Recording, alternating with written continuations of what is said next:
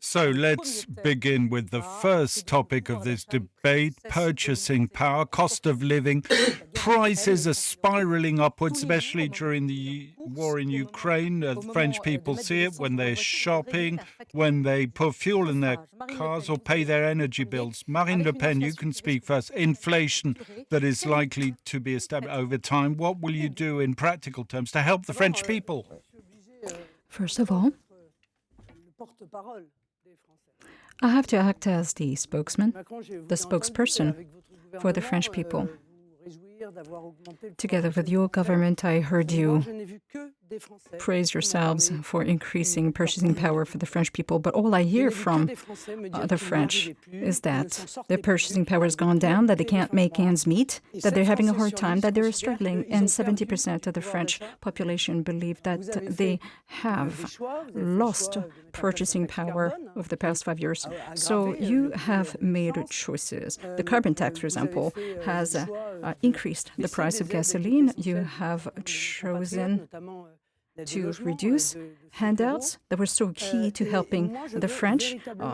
For example, housing benefits. Now, my priority will be to restore those handouts.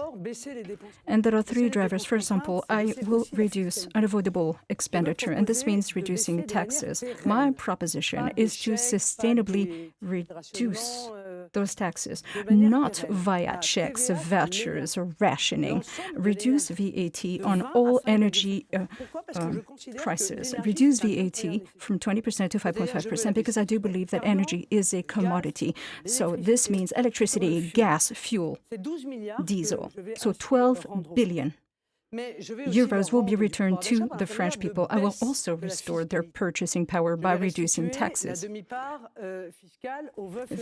half tax share, which has been taken away from widows and widowers, will be given back to them. Families will receive a full tax share as soon as they have a second child. That way, this will improve their purchasing power by 560 euros per year. I will also support work as a value, and this means increasing wages for first-liners, teachers, healthcare workers. I also want to support work-study contracts, apprenticeship programs. They will receive between 200 and 300 euros in supplemental income. And the last area in which I absolutely want to do something is to support the vulnerable who have been hard hit over the past 5 years. Policies for the vulnerable need to be improved. And this means handouts, allowances for single-parent families. I want to increase the allowance for adults with disabilities. Now, for those of you who are not familiar with the system, in actual fact, say you have decided to oppose a granting of this disability, irrespective of how much the spouse makes, and also indexation of retirement pensions. The least I can say is that this has not been the rule over the past 5 years. There has been no indexation of retirement pensions on inflation. So these will be my absolute priorities over the next 5 years. Return to the French their purchasing power. And all of these measures will, on average, will increase their purchasing power per month by 500 to 600 euros per household. But of course, choices have to be made.